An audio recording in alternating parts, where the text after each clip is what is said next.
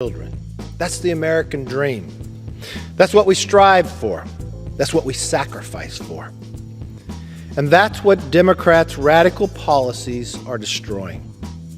Today, the ex-chairman of the Federal Reserve said the U.S. economy is heading towards stagflation for the first time since the 1970s. Remember, in the 1970s, Democrats had control, at then late 70s, of the White House, of the Senate. Schumer called on the Labor Department to join him in his fight to get Biden to forgive $50,000 in federal student loan debt. During a roundtable with Elizabeth Warren and union leaders, Schumer said there was a false narrative about who student debt cancellation would benefit. Schumer stated, "Let's dispel one awful myth right here. That is not a problem that concerns the wealthy or the Ivy League.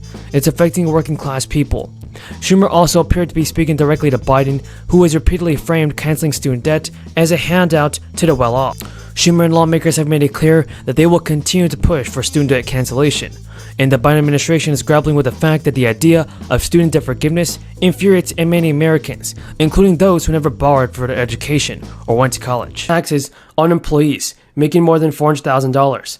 The bill has gained some support, but is so far stalled in Congress. A big update, everybody. For Social Security and stimulus checks, eligible people can start applying today for additional stimulus assistance, and there are several programs that have been created that are aimed to providing financial help to Americans during this time. Today, people in Connecticut were able to start applying for a tax rebate just for families.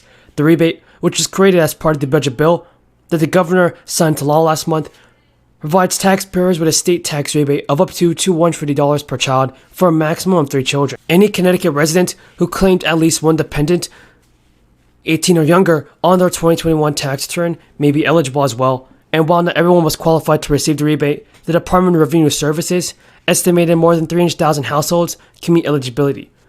Those applicants may see the extra money relatively soon.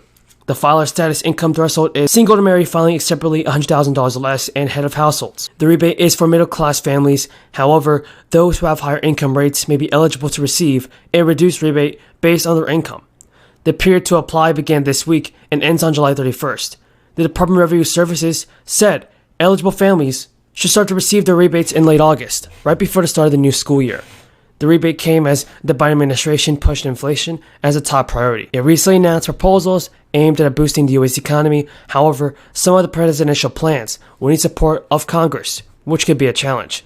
Governor Lyman said, "We created the state tax rebate to give Connecticut families with children additional relief. The application period is now open, and I strongly urge all families who claimed at least one dependent child on their 2021 tax return to submit an application as soon as possible, so that this rebate can be sent to you with no delays." When asked about rising inflation, McConnell told reporters, "We're going to have to squeeze this inflation down and get past the problems created by the Democratic government." Fewer Americans applied for jobless aid last week, with the number of Americans collecting unemployment at historically low levels. The Labor Department reported that applications for unemployment benefits fell by 11,000 to 200,000 for the week ending May 28th. And first-time applications generally track the number of layoffs. The 4-week average for claims, which evens out some of the weekly volatility, dipped by 500 from the previous week to 206,000. The number of people collecting jobless benefits for the week ending May 21st from the previous week also fell, down to 1.3 million, the fewest since December 1969. Experts say that the government and American workers are enjoying historically strong job security 2 years after the crisis plunged the economy. Experts say that American workers Now, weekly applications for unemployment aid have been consistently below the pre-crisis level of 225,000 for most of 2022, even as the overall economy contracted in the first quarter and concerns over inflation persist. My suggestion would be that we have an opportunity to take this committee to Alberta for a little bit of a field hearing and see for ourselves, because I think we could learn a lot. Yeah. Senator Murkowski, you and I went to visit, and you and I went up to Alaska, and when I left you, I went right down to Alberta and talked to all of our friends there. I was, on a bipartisan way, we were both very embarrassed that our country did not turn to ourselves. Alaska was not asked. Our producers in America were not asked. Our friends in Canada were not asked to step up production, help us. Let's help the rest of the world keep ourselves independent. All we're trying to do is a common sense approach. What West Virginians are asking the same questions that you're asking in Alberta and all over Canada, and the same as you're asking in Alaska. That was the reason I thought it was imperative that we invite our friends down to show the interconnecting that we